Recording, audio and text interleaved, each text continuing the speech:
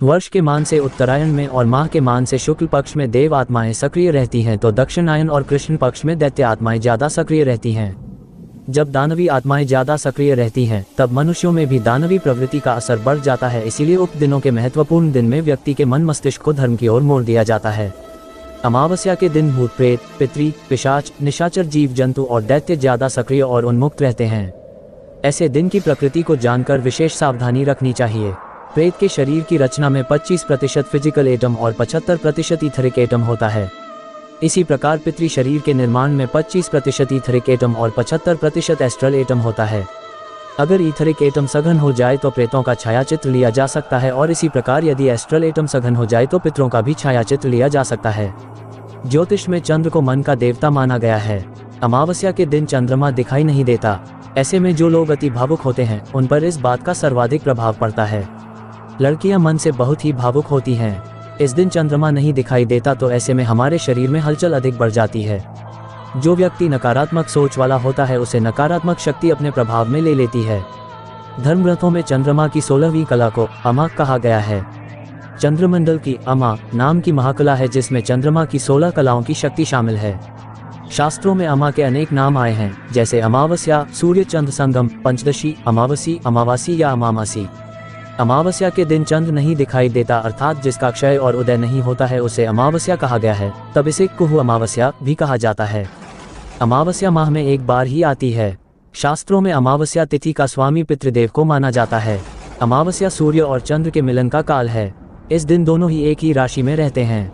एक जब उसे मिला भूत ही खजाना। डरावनी कहानियाँ कहते हैं कि देने वाला जब भी देता छप्पर फाड़ के, पर ये जो देने वाला है वही ईश्वर की ओर इशारा कर रहा है। पर आपको पता है क्या कि अगर कोई भूत भी अति प्रसन्न हो जाए तो वह भी मालदार बना देता है। जी हाँ, हम आज बात कर रहे हैं एक ऐसे भूत की जिसने एक घूम कर मूंगफली और गुड़धनिया, गुड़ और मुरमुरे चावल के भुजे से बना बहुत छोटा छोटा लड्डू के आकार की खाने की वस्तु बेचने वाले पर इतना प्रसन्न हुआ कि उसे मालदार बना दिया। आखिर क्यों और कैसे, आइए इस कहानी को आगे बढ़ाते हैं ताकि इन रहस्यों पर से पर्दा उठ सके। हाँ, एक बात और, इस कहानी को आगे बढ़ाने के पहले मैं आप लोगों को बता दूं कि इस कहानी में कितनी सत्यता है यह मैं नहीं कह सकता क्योंकि यह कहानी भी मैं अपने गांव जवार में सुनी है और गंवई जनता की माने तो इस घटना को घटे लगभग 70-80 साल हो गए होंगे। पहले गाँवों में कुछ बनिया फेरी करने आते थे, आज भी आते हैं पर कम मात्रा में।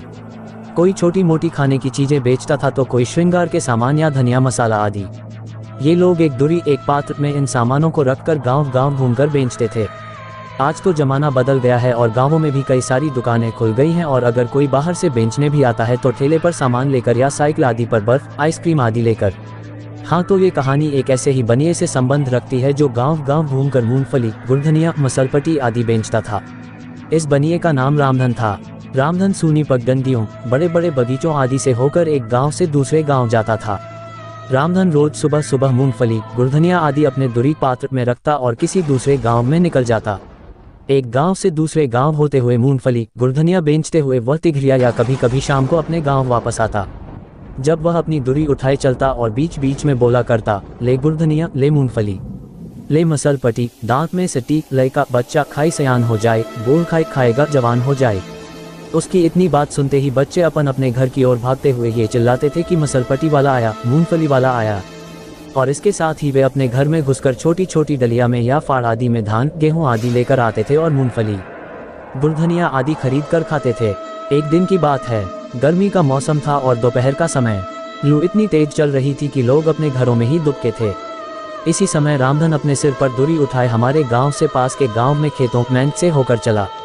कहीं कहीं तो इन मैंडों के दोनों तरफ दो बिगहा केवल गन्ने के ही खेत रहते थे और अकेले इन मेड़ों से गुजरने में बहुत डर लगता था। कमजोर दिल आदमी तो अकेले या खर दोपहरिया या शाम को इन मैंडों से गुजरना क्या उधर जाने की सोचकर ही धोती गीली कर देता था। हमारे गांव से वह पास के जिस गांव में जा रहा था उसकी दूरी लगभग 1 कोस 3 किलोमीटर है और बीच में एक बड़ी बारी, बगीचा, इसे हम लोग आज भी बड़की बारी के नाम से पुकारते हैं, भी पड़ती थी। यह बारी इतनी घनी थी कि दोपहर में भी इसमें अंधेरा जैसा माहौल रहता था। इस बगीचे में आम के पेड़ों की अधिकता थी पर इस बारी के बीच में एक बड़ा बरगद का पेड़ भी था। रामधन इस बगीचे में पहुंचकर अपनी दूरी को उतारकर एक पेड़ के नीचे रख दिया और सोचा कि थोड़ा सुस्ताने आराम करने के बाद आगे बढ़ता हूं। वह वहीं एक पेड़ की थोड़ी ऊपर उठी जड़ को अपना तकिया बनाया और अपने गमछे को बिछाकर आराम करने लगा। उसको पता ही नहीं चला कि कब उसकी आंख लग गई, नींद आ गई। अचानक उसे लगा कि बगीचे में कहीं बहुत तेज आंधी उठी है और डालियों आदि के टकराने से बहुत शोर हो रहा है। वह उठकर बैठ गया और डालियों की टकराहट वाली दिशा में देखा। अरे हाँ, वह जहाँ सोया था वहाँ से कुछ ही दूरी पर दो पेड़ की डालियाँ बहुत तेजी से नीचे ऊपर हो रही थीं और कभी कभी इन डालियों के आपस में टकराहट से बहुत डरावनी आवाज़ भी होती थी।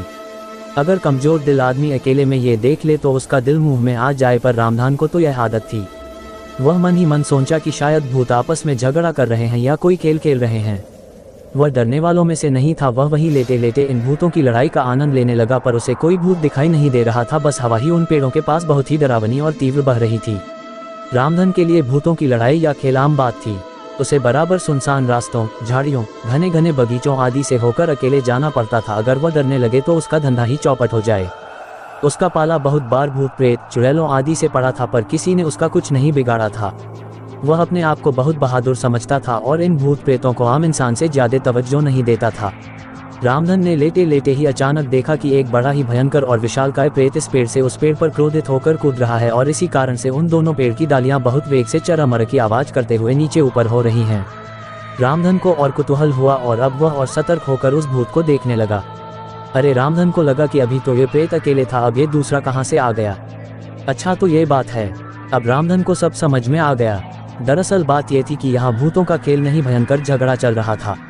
वह बड़ा भूत उस दूसरे भूत को पकड़ने की कोशिश कर रहा था, पर कामयाब नहीं हो रहा था और इसी गुस्से में डालियों को भी तोड़ मरोड़ रहा था। अरे, अब तो रामधन को और मजा आने लगा था, क्योंकि भूतों की संख्या बढ़ती जा रही थी। अभी तक जो ये भूत अदृश्य थे अब एक एक करके दृश्य होते जा रहे थे। और रामधन के लिए सबसे बड़ी बात यह थी कि आज तक उसका पाला जितने भूत प्रेत, चुड़ैलों आदि से पड़ा था उनमें काफ़ी समानता थी, पर आज जो भूत प्रेत एक एक कर प्रकट हो रहे थे उनमें काफ़ी असमानता थी। वे एक से बढ़कर एक विकराल थे। किसी किसी की सूरत तो बहुत ही डरावनी थी। रामधन को एक ऐसी भूतनी भी दिखी जिसके 2 सिर और 3 पैर थे। उसके नाक नहीं थे और उसकी आंख भी एक ही थी और वह भी मुंह के नीचे। रामधन अब उठकर बैठ चुका था और अब भूतों के लड़ने की प्रक्रिया भी बहुत तेज हो चुकी थी। भूत एक दूसरे के जान के प्यासे हो गए थे। इन भूतों की लड़ाई में कई डालियां भी टूट चुकी थीं और उस बगीचे में बवंडर उठ गया था। अंत में रामधन ने देखा कि एक विकराल बड़े भूत ने एक कमजोर भूत को पकड़ लिया है और बेतहासा उसे मारे जा रहा है। अब धीरे धीरे करके भूत अदृश्य भी होते जा रहे थे। अब वहाँ वही केवल 3 टांग वाली भूतनी ही बची थी और वह भयंकर विकराल भूत। अब रामधन भी उठा, क्योंकि इन भूतों की लड़ाई में लगभग उसके 1 घंटे निकल चुके थे। रामधन ने ज्यों ही अपनी दूरी उठाना चाहा वह उठ ही नहीं रही थी। रामधन को लगा कि अचानक ये दूरी इतनी भारी क्यों हो गई। उसने दोबारा कोशिश की और फिर तिबारा पर दूरी उठी नहीं। वह पसीने से पूरा नहा गया और किसी अनिष्ट की आशंका से कांप गया। उसने मन ही मन हनुमान जी नाम लिया, पर आज उसे क्या हो गया वह समझ नहीं पा रहा था। आज तक तो वह कभी डरा नहीं था, पर आज उसे डर सताने लगा। उसके पूरे शरीर में एक कंपकंपी सी उठ रही थी और उसके सारे रोए तीर जैसे एकदम खड़े हो गए थे। अचानक उसे उस बगीचे में किसी के चलने की आवाज़ सुनाई दी। ऐसा लग रहा था कि कोई मदमस्त हाथी की चाल से उसके तरफ बढ़ रहा है। रामधन को कुछ दिख तो नहीं रहा था, पर ऐसा लग रहा था कि कोई उसकी ओर बढ़ रहा है। उसके पैरों के नीचे आकर सूखी पत्तियां चरमर कर रही थीं। अब रामधन ने थोड़ा हिम्मत से काम लिया और भागना उचित नहीं समझा। उसने मन ही मन सोचा कि आज जो कुछ भी हो जाए पर वह यहाँ से भागेगा नहीं। अचानक उस दैत्याकार अदृश्य प्राणी के चलने की आवाज़ थम गई। अब रामधन थोड़ा और हिम्मत करके चिल्लाया, कौन है? कौन है? जो कोई भी है, सामने क्यों नहीं आता है? अब सब कुछ स्पष्ट था, क्योंकि एक विकराल भूत, शायद यह वही था जो दूसरे भूत को मार रहा था, रामधन के पास दृश्य हुआ पर एकदम शांत भाव से। अब वह गुस्से में नहीं लग रहा था। रामधन ने थूक घोंट कर कहा, कौन हो तुम और क्या चाहते हो?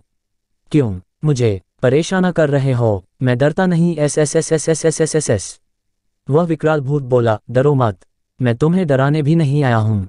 मैं यहाँ का राजा हूँ, राजा, और मेरे रहते किसी के डरने की आवश्यकता नहीं। अगर कोई डराने की कोशिश करेगा तो वही हस्र करूंगा जो उस कलमुनिया भूत का किया। अब रामधन का डर थोड़ा कम हुआ और उसने उस भूत से पूछ बैठा, क्या किया था उस कलमुनिया भूत ने? वह विकराल भूत हंसा और कहा, वह कलमुनिया काफी दिनों से इस ललमुनिया तीनटिंगरी को सता रहा था। मैंने उसे कई बार चेतावनी दी पर समझा ही नहीं, और हद तो आज तब हो गई जब उसने कुछ भूत प्रेतों को एकत्र करके मुझ पर हमला कर दिया। सबको मारा मैंने और दौड़ा दौड़कर मारा। रामधन ने अपनी जान बचाने के लिए उस भूत की चमचागिरी में उसकी बहुत प्रशंसा की और बोला, तो क्या अब मैं जाऊं? हाँ जाओ, पर जाते जाते कुछ तो खिला दो, बहुत भूख लगी है और थक भी गया हूं, उस विकराल भूत ने कहा। रामधन ने उस भूत से अपना पीछा छुड़ाने के लिए थोड़ा गुलधनिया निकालकर उसे दे दिया। गुड़ धनिया खाते ही वह भूत रामधन से विनीत भाव में बोला कि थोड़ा और दो ना, बहुत ही अच्छा है। मैं भी बचपन में बहुत गुड़ धनिया खाता था। रामधन ने कहा कि नहीं नहीं, अब नहीं मिलेगा, सब तुम ही खा जाओगे तो मैं बेचूंगा क्या। भूत ने कहा कि बोलो कितना हुआ, मैं ही खरीद लेता हूँ। रामधन को अब थोड़ी लालच आ गई, क्योंकि उसने सुन रखा था कि इन भूत प्रेतों के पास अपार संपत्ति होती है, अगर किसी पर प्रसन्न हो गए तो मालामाल कर देते हैं। अब रामधन ने दूरी में से थोड़ा और गुड़ धनिया निकालकर उस भूत की ओर बढ़ाते हुए बोला कि अब पैसा दो तो ये दूरी का पूरा सामान तुझे दे दूंगा। भूत ने उसके हाथ से गुड़ धनिया ले लिया और खाते खाते बोला कि मेरे पीछे पीछे आओ। अब तो रामधन एकदम निडर होकर अपनी दूरी को उठाया और उस भूत के पीछे पीछे चल दिया। वह भूत रामधन को लेकर उस बगीचे में एकदम उत्तर की ओर पहुंचा। यह उस बगीचे का एकदम उत्तरी छोर था। इस उत्तरी छोर पर एक जगह एक थोड़ा उठा हुआ टिला था और वहीं पास में मूंज आदि और एक छोटा नीम का पेड़ था। उस नीम के थोड़ा आगे एक छोटा सा पलास का पेड़ा था। उस विकराल भूत ने रामधन से कहा कि इस पलास के पेड़ के नीचे खोदो। रामधन ने कहा कि मेरे पास कुछ खोदने के लिए तो है ही नहीं, तुम ही खोदो। रामधन की बात सुनकर वह भूत आगे बढ़ा और देखते ही देखते वह और विकराल हो गया। उसके नख खुरपों की तरह बड़े हो गए थे और इन्हीं नखों से वह उस पलास के पेड़ के नीचे लगा खोदने का काम ज्यों ही खत्म हुआ त्यों ही रामधन ने उस गड्ढे में झांक कर देखा। उसे उस गड्ढे में एक बटुला दिखाई दिया। अब तो वह बिना कुछ सोचे समझे उस गड्ढे में प्रवेश करके उस बटुले को बाहर निकाला। बटुला बहुत भारी था। उसने बटुले के मुख पर से ज्यों की ढक्कन हटाया, उसकी आंखें खुली की खुली रह गईं, क्योंकि बटुले में पुराने चांदी के सिक्के थे। वह बहुत प्रसन्न हुआ और अपने दूरी में का सारा सामान वहीं गिरा दिया और भूत को बोला कि सब खा जाओ। भूत खाने पर टूट पड़ा और इधर रामधन ने उस बटुले का सारा माल अपने दूरी में रखा और उसे ढंक कर तेजी से अपने गांव की ओर चल पड़ा। गांव में पहुंचने के एक ही हफ्ते बाद ऐसा लगा कि रामधन की लॉटरी लग गई हो। उसने अपने मणि के स्थान पर लिंट बनवाना शुरू किया और धीरे धीरे करके मूंगफली और गुड़ धनिया बेचने का धंधा बंद कर दिया। सही कहा गया है कि देने वाले भूत जी जब भी देते छप्पर भाड़कर। दोस्तों, ये घटना बहुत पुरानी तो नहीं है, मगर इससे भी बीते करीब 5 साल हो गया है। जैसा कि आप सब जानते हैं कि बिना गुरु के ज्ञान नहीं हो सकता, लेकिन एकलव्य ने बिना गुरु के भी ज्ञान प्राप्त कर लिया था, जिससे एकलव्य एक अच्छे धनुर्धर बने थे। लेकिन एकलव्य की वो मेहनत, वो लगन उनकी धनुर्विद्या के लिए पर्याप्त थी, परंतु तंत्र मंत्र के क्षेत्र में इस प्रकार की मेहनत किसी काम की नहीं। इस क्षेत्र में एक सिद्ध गुरु का होना अत्यंत आवश्यक है। गुरु के सानिध्य के बिना ये तंत्र मंत्र एक ऐसी तलवार साबित होते हैं जो खुद को ही हानि पहुंचाते हैं। मेरे पड़ोस में एक चाचा जी की दुकान है। उनके परिवार में वो 2 भाई और उनकी पत्नी और बच्चे हैं और एक बूढ़े पिता हैं। उन्हें सब छोटे चाचा जी कहा करते हैं और उनके पिताजी जो कभी कभी दुकान पर आते हैं उनका भी सब बहुत सम्मान करते हैं। ये छोटे चाचा तो अपनी दुकान से ही अपनी रोजी रोटी चलाते हैं और इनके बड़े भाई एक फैक्ट्री में अच्छी पोस्ट पर कार्यरत हैं। गंगा पार शुक्लागंज में इनका अपना मकान भी है जहां ये सारे रहते हैं। इनकी जिंदगी सामान्य रूप से चल रही थी, मगर अगस्त के महीने में आने वाली नागपंचमी ने चाचा जी के बड़े भाई की जिंदगी बदल दी। नागपंचमी का दिन था। वैसे तो उन्हें मंदिर आना जाना ज्यादा अच्छा नहीं लगता था, मगर उस दिन न जाने क्या सूझी कि वो माल रोड स्थित खैरपति मंदिर अपने एक मित्र के साथ चले गए। नागपंचमी के दिन खैरपति मंदिर में तो जैसे सपेरों और नागों का मेल लगता है। दोनों वहां गए और तरह तरह के नाग दर्शन किए और प्रसाद वगैरह चढ़ाकर वापस आ गए। वापस आए तो काफी उत्साहित थे। उन्होंने अपनी पत्नी को बताया कि वहां एक अजीब किस्म का नाग देखा जो कि अत्यंत खूबसूरत और काफी बड़ा था। जब उन्होंने सपेरे से पूछा कि वो कौन सा नाग है और कहाँ मिला उसे, तो सपेरे ने उन्हें बताया कि उसने सर्प मोहिनी विद्या से किसी और सांप को पकड़ना चाहा था, मगर ये वहां आ गया इसलिए इसे भी पकड़ लिया। चाचा जी ने उस विद्या और तंत्र मंत्र के बारे में कई सवाल पूछे, मगर सपेरे ने विस्तृत जानकारी देने से मना कर दिया। चाचा जी के मन में ये सब सीखने की लालसा जागृत होने लगी। उन्होंने सपेरे से अपना शिष्य बनाने का आग्रह किया, मगर सपेरे ने यह कहकर टाल दिया कि वो एक सांसारिक पुरुष है, वो ऐसी वैरागी विद्या का दान उन्हें नहीं दे सकता। इस बात का उन्हें दुख तो था, मगर उनकी लालसा शांत नहीं हुई। वो प्रतिदिन किसी न किसी गुरु की तलाश में रहने लगे। कभी किसी के पास जाते तो कभी कहीं उन्हें बैठा हुआ देखा जाता था। समय और पैसा बर्बाद करने लग गए थे। वो कुछ लोभी उन्हें लालच देते थे तो कुछ शिष्य बनाकर इनसे अपना काम निकलवाते और चलते बनते। घर में चाची जी इनसे परेशान रहने लगी थीं। एक दिन उन्होंने अपने ससुर से ये सारी बातें बता दी और उन्हें समझाने को कहा। परिणाम स्वरूप चाचा जी की अच्छी आरती हुई और फिर उन्होंने गुरु की तलाश और धन की व्ययता छोड़ दी और अपने सामान्य जिंदगी में वापस आ गए। लेकिन मन के किसी कोने में उनकी ये लालसा अभी भी पनप रही थी। कुछ दिन बीते जब सब कुछ सामान्य हो गया। एक दिन चाचा जी गर्मी की वजह से छत पर सोने गए। अचानक रात के करीब 12 बजे वो अचानक छत से सीधा नीचे आंगन में आ गिरे। आवाज सुनकर सब दौड़े। चाचा जी बेहोश पड़े थे। सबने सोचा कि कहीं कोई चोर उचक्का तो नहीं है ऊपर जिसने इन्हें मारने की कोशिश की हो। छोटे चाचा ने ऊपर जाकर देखा तो वहां कोई नहीं था, सिर्फ रक्त की कुछ बूंदें पड़ी हुई थी। ऊपर चारपाई पर बिस्तर लगा हुआ था। छोटे चाचा को लगा कि शायद यहाँ कोई हाथापाई हुई है, मगर उन्हें ऐसा कुछ भी न मिला। फिर सोचा कि शायद उन्हें चक्कर आया होगा जिससे उन्हें चोट लगी और फिर नीचे जा गिरे। फिर वो वापस नीचे बड़े चाचा के पास गए। वो अभी भी बेहोश थे। उन्हें उठाकर अस्पताल ले जाया गया। वहां उन्हें अगले दिन सुबह होश आया, मगर वो किसी को भी पहचान नहीं पाए। घर में हाहाकार मच चुका था। किसी की कुछ समझ नहीं आ रहा था कि क्या से क्या हो गया है। सिर्फ चाचा जी ही बता सकते थे और वो ही अपनी याददाश्त खो चुके थे। डॉक्टर ने भी किसी भी मानसिक चोट की मौजूदगी से इनकार किया। सारी रिपोर्टें सामान्य थी, न कोई आघात न कोई परेशानी, केवल तेज धड़कन और खोई हुई याददाश्त के सिवा। खैर, डॉक्टर ने उन्हें घर ले जाकर आराम करने सलाह दी, सो छोटे चाचा जी ने किया। वो घर आ गए चुपचाप, बस एक कमरे में पड़े रहते, न किसी से कुछ बोल रहे थे न किसी से बात कर रहे थे।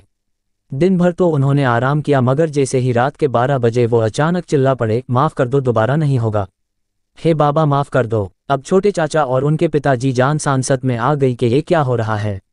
उन्होंने बहुत पूछा कि कौन बाबा, किससे माफ़ी मांग रहे हो, मगर उन्होंने कोई जवाब नहीं दिया और फिर बेहोश हो गए। छोटे चाचा और उनके पिताजी उन्हें वैसा ही सोता छोड़ इस बात के बारे में बात करने लगे और सोचने लगे कि क्या किया जाए। उन्हें कोई रास्ता नज़र नहीं आ रहा था। हाँ, मगर एक बात साफ हो गई थी कि ये कोई ऊपरी चक्कर था, इसलिए अब वैसा ही डॉक्टर ढूंढना था। 1-2 दिन ऐसे ही गुजरे। सारे दिन चाचा जी आराम से रहते और रात को माफ़ी मांगने लगते और इस तरह से चिल्लाते जैसे कोई उन्हें मार रहा हो।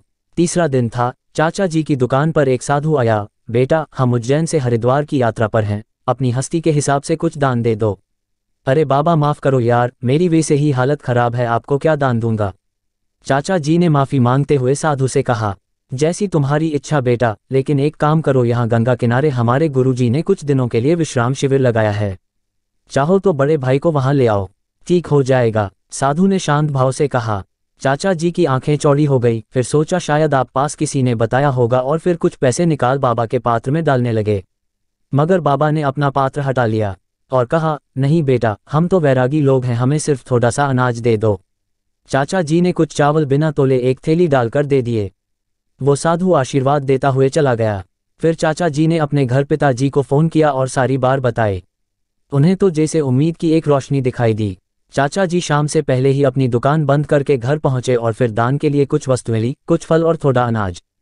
फिर वो दोनों बड़े चाचा जी को लेकर उसी विश्राम शिविर में पहुंच गए। चाचा जी को वो साधु वहीं मिले और फिर चाचा जी को बैठाया। पानी वगैरह से ठीक उसी तरह सेवा की गई जैसा कि भारत की संस्कृति में मेहमानों को भगवान मानकर की जाती रही है। फिर उन साधु ने चाचा जी के पिताजी के साथ बड़े चाचा जी और छोटे चाचा जी को अपने गुरु से मिलवाया। चाचा जी के अनुसार उनके गुरु देखने से ही कोई सच्चे साधु लग रहे थे। पर्वत जैसी जटा, चमकता ललाट, मुख पर तेज, वाणी में सौम्यता और अतिथि के प्रति उतना ही सत्कार। वो चाचा जी लोग के सामने ऊंचे स्थान से उतरकर उन्हीं के बराबर में जमीन पर बैठ गए और खैरियत वगैरह पूछी। चाचा जी ने सारा वृतांत उन्हें सुना दिया। सब कुछ अच्छी तरह सुनने के बाद उन्होंने चाचा जी के पिताजी से कहा, जो कुछ ये हुआ ये तो नादानी से हुआ है।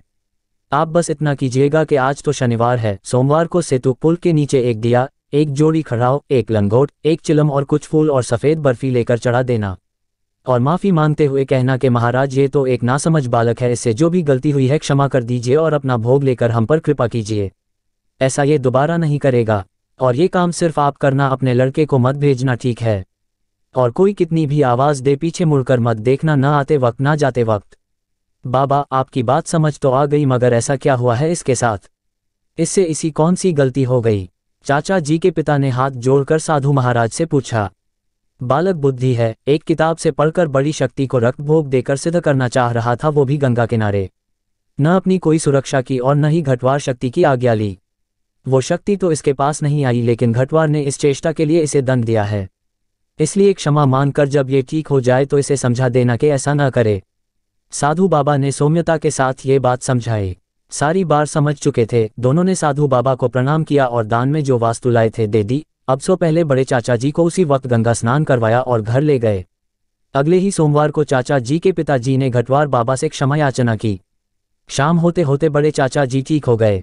करीब एक हफ्ते के अंदर अंदर वो सामान्य हो गए और अपनी नौकरी पर जाने लगे। सब कुछ सामान्य होने के बाद चाचा के पिताजी ने उनकी इस बात पिछली से ज़्यादा अच्छी आरती उतारी और उनकी तंत्र मंत्र की सिद्धि की किताब लेकर फेंक दी। साधु बाबा अपने शिष्यों के साथ अगले दिन ही वापस अपनी यात्रा पर चल पड़े थे। चाचा जी और उनके परिवार में से किसी को भी उनसे दोबारा मिलने का मौका नहीं मिला। वो तो सिर्फ एक रूप में ईश्वर की तरह आए थे चाचा जी की समस्या का समाधान करने। तो दोस्तों, पढ़कर सिर्फ सांसारिक ज्ञान प्राप्त किया जा सकता है, आध्यात्मिक और तंत्र मंत्र का ज्ञान गुरु के बिना संभव नहीं है। इसलिए कहा गया है, गुरु बिन ज्ञान कहाँ। 3। एक संत थे। एक दिन अपने ध्यान साधना, पूजा पाठ, यज्ञ आदि से निवृत्त होकर जंगल की ओर जा रहे थे। उन्हें किसी दूसरे संत जी से मिलने के लिए जाना था। साथ में उनके साथ कुछ शिष्य भी थे जो उनके प्रिय थे।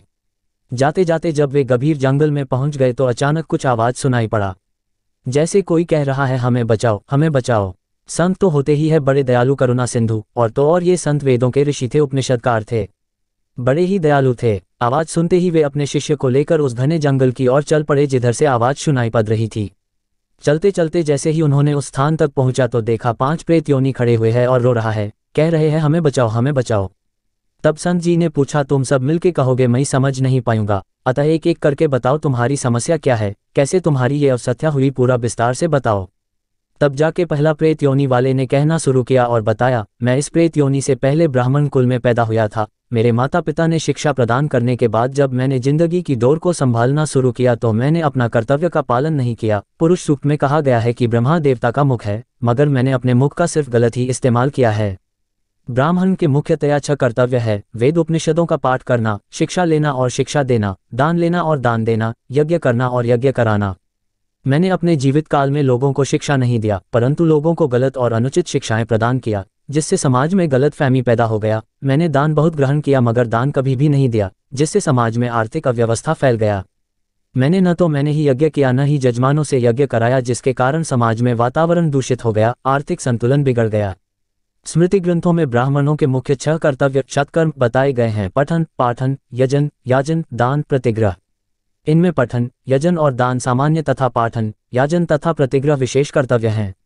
इसके अलावा समाज में एकता बनाए रखने की कला ब्रह्मा के द्वारा ही दिया जाना चाहिए, मगर मैंने ऐसा कुछ कर्तव्य पालन नहीं किया, जिसके कारण मुझे शरीर छोड़ने के बाद धरती ने ग्रहण नहीं किया और मुझे प्रेत योनि प्राप्त हुआ। इसके बाद दूसरे वाले प्रेत योनि ने कहा, है महाराज, मैं भी इस प्रेत योनि प्राप्त होने से पहले क्षत्रिय वंश में जन्म लिया था। मेरे माँ बाप ने भी मुझे पढ़ा लिखा के बड़ा किया था कि मैं अपने क्षत्रिय धर्म का पालन करूंगा, किंतु मैंने ऐसा कुछ भी नहीं किया। वैदिक साहित्य में क्षत्रिय का आरंभिक प्रयोग राज्याधिकारी या दैवी अधिकारी के अर्थ में प्रयुक्त हुआ है। क्षतात्रायते इति क्षत्रिय अर्थात क्षताघात से त्राण देने वाला। मनुस्मृति में कहा कि क्षत्रिय शत्रु के साथ उचित व्यवहार और कुशलतापूर्वक राज्य विस्तार तथा अपने क्षत्रित्व धर्म में विशेष आस्था रखना क्षत्रियों का परम कर्तव्य है। क्षत्रिय अर्थात वीर राजपूत सनातन वर्ण व्यवस्था का वह स्तंभ है जो भगवान की भुजाओं से जन्म पाया और ब्राह्मण के बाद मानव समाज का दूसरा अंग कहा गया। योक्षयेन त्रायते स क्षत्रिय, शूरवीरता, तेज, धैर्य, युद्ध में चतुरता, युद्ध से न भागना, दान, सेवा, शास्त्रानुसार राज्य शासन, पुत्र के समान प्रजा का पालन, ये सब क्षत्रिय के स्वाभाविक कर्तव्य धर्म कहे गए हैं। निडर, निर्भय, साहसी, बहादुर, देशभक्त, सत्यवादी, वीर धुन के पक्के, कृतज्ञ, युद्ध कुशल, मर्यादापूर्ण, धार्मिक, न्यायप्रिय, उच्च विचार रखने वाला तो है ही सदैव ही भारत माता की रक्षा के लिए अपना सब कुछ न्यौछावर करने को तत्पर रहते हैं। राजपूतों का एक बड़ा गुण ये भी था कि वे अपनी मान मर्यादा, आन बान, सम्मान पर हर क्षण अपना सब कुछ दांव पर लगाने के लिए तत्पर रहते हैं। वैदिक साहित्य में क्षत्रिय का आरंभिक प्रयोग राज्याधिकारी या दैवी अधिकारी के अर्थ में प्रयुक्त हुआ है। क्षतात्रायते इति क्षत्रिय अर्थात क्षताघात से त्राण देने वाला। मनुस्मृति में कहा कि क्षत्रिय शत्रु के साथ उचित व्यवहार और कुशलतापूर्वक राज्य विस्तार तथा अपने क्षत्रित्व धर्म में विशेष आस्था रखना क्षत्रियों का परम कर्तव्य है। क्षत्रिय अर्थात वीर राजपूत सनातन वर्ण व्यवस्था का वह स्तंभ है जो भगवान की भुजाओं से जन्म पाया और ब्राह्मण के बाद मानव समाज का दूसरा अंग कहा गया। वैदिक साहित्य में क्षत्रिय का आरंभिक प्रयोग राज्याधिकारी या दैवी अधिकारी के अर्थ में प्रयुक्त हुआ है। क्षतात्रायते इति क्षत्रिय अर्थात क्षताघात से त्राण देने वाला। मनुस्मृति में कहा कि क्षत्रिय शत्रु के साथ उचित व्यवहार और कुशलतापूर्वक राज्य विस्तार तथा अपने क्षत्रित्व धर्म में विशेष आस्था रखना क्षत्रियों का परम कर्तव्य है। क्षत्रिय अर्थात वीर राजपूत सनातन वर्ण व्यवस्था का वह स्तंभ है जो भगवान की भुजाओं से जन्म पाया और ब्राह्मण के बाद मानव समाज का दूसरा अंग कहा गया। योक्षयेन त्रायते स, क्षत्रिय की उपाधि से अलंकृत क्षत्रिय के लिए गीता में कहा गया कि मगर मैंने अपने क्षात्र धर्म का कुछ भी पालन नहीं किया, बल्कि मैंने प्रजा से गलत तरीके से धन कमाया, प्रजा का दुर्योग के समय उनका रक्षा नहीं किया, उल्टा उनके प्रति अत्याचार किया है। जब देश की बारी आई, देश के ऊपर शत्रु का आक्रमण हुआ, तब भी मैंने शत्रु पक्ष के साथ दिया, सिर्फ कुछ आर्थिक लाभ के लिए। मेरे जीवन काल में न तो मैंने देश की रक्षा की है, न मैंने प्रजा की रक्षा किया है, मैंने सिर्फ मेरा ही सोचा। इसी के कारण मुझे भी शरीर छोड़ने के बाद धरती माता मुझे भी स्वीकार नहीं किया और मैंने प्रेत योनि को प्राप्त हुआ हूँ। इसके बाद जो प्रेत योनि अपना विवरण देने लगे वे भी एक ही सुर में कहने लगे कि उन्होंने किसी वैश्य वर्ण के घर में पैदा हुआ था। खुशहाल जीवन की बात करें तो उसके लिए सबसे पहले यही विचार आता है कि दौलत की कोई कमी ना हो। इसके लिए जरूरी है परिवार की आर्थिक स्थिति मजबूत हो। इस तरह जब धन या अर्थ की बात आती है तो यहाँ वैश्य धर्म और कर्तव्यों का पालन सुखी परिवार की जरूरत बन जाता है। किंतु वैश्य धर्म के पालन का संबंध धन के नजरिए से ही नहीं बल्कि अन्य स्वाभाविक गुणों को व्यवहार में उतारने से है। वैश्य धर्म के पालन से पहले ये जानना भी जरूरी है कि असल में वर्ण व्यवस्था के मुताबिक वैश्य के गुण क्या होते हैं। वैश्य की खूबी होती है जरूरत के मुताबिक खर्च करना यानी मितव्ययता और धन का सही जगह उपयोग करना यानी सदुपयोग। वह दूसरों को नुकसान पहुंचाए बगैर बुद्धि के सदुपयोग से लाभ पाने की मानसिकता रखता है यानी व्यापारिक स्वभाव। स्वभाव की बात करें तो वह बहुत ही सभ्य, व्यवहारिक और मिलनसार होता है। उसकी बातचीत इतनी मिठास से भरी होती है कि सुनने वाला और देखने वाला मंत्रमुग्ध हो जाए। उसके व्यवहार में विनम्रता होती है। वह दूसरों को पूरा सम्मान देता है। वह सच बोलता है। वैश्य के द्वारा कृषि, गोरक्षा और वाणिज्य।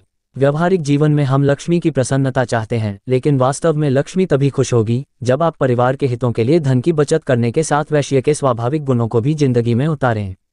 हर गृहस्थ को वैश्य गुणों को भी अपनाना चाहिए ताकि परिवार की जरूरतों को बिना किसी अभाव के पूरा किया जा सके।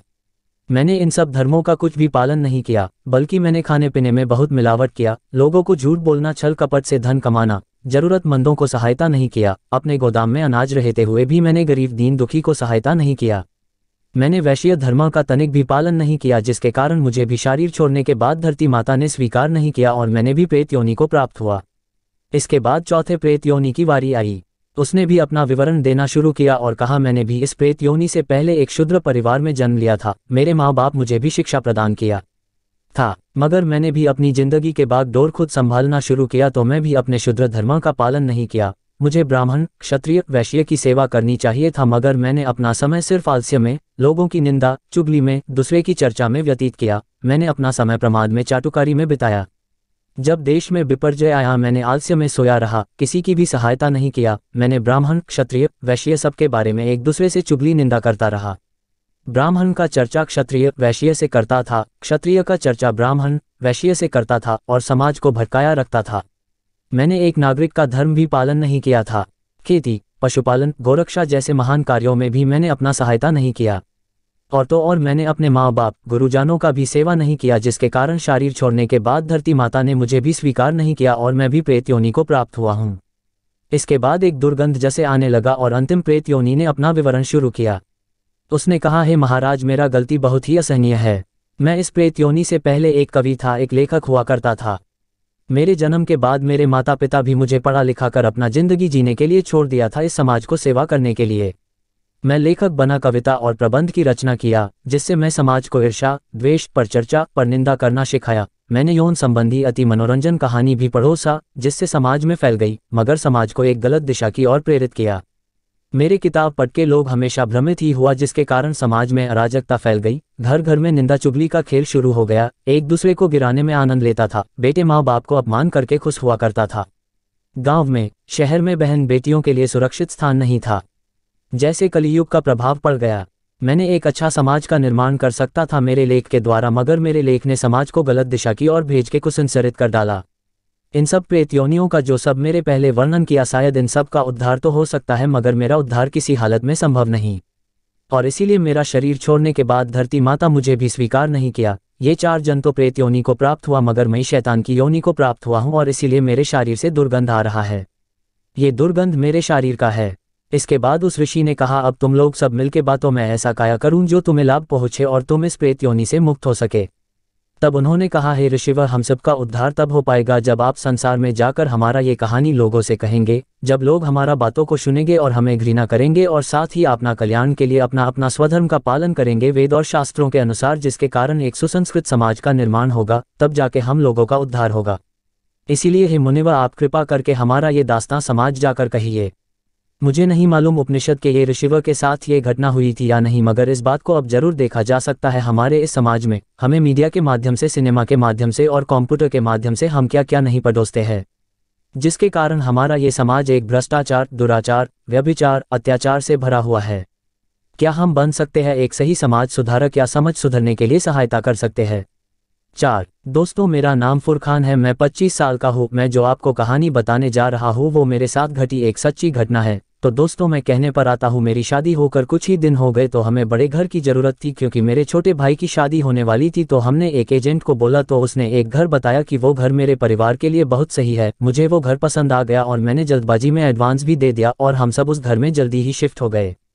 पहले दिन मेरी वाइफ कुछ सामान साफ कर रही थी तो अचानक उसके सामने से कोई औरत गुजरी। उसने समझा अम्मी है, लेकिन थोड़ी देर बाद ही अम्मी का फ़ोन आया तो उसने सोचा कि अम्मी मेरे सामने अभी छत पर गई है तो फ़ोन किस लिए किया होगा। फिर उसने बिना फ़ोन उठाए छत पर चली गई और चेक करने लगी तो वहाँ कोई भी नहीं था। फिर वो तुरंत नीचे आकर अम्मी को फ़ोन लगाया कि आप तो ऊपर छत पर थे और आप कहाँ चले गए। तो अम्मी ने कहा कि मैं तो सुबह ही तुझे बताए बिना बाजार निकल गई थी। ये सब सुनकर मेरी पत्नी सकते में आ गई और उसके हाथ कांपने लगे।